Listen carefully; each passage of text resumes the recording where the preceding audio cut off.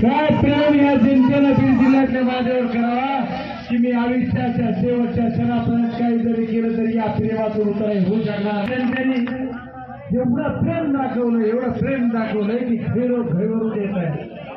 अरे आज नितीन गडकरी साहेबांची सभा झाली, 100 माणसं होते, 1.5 तास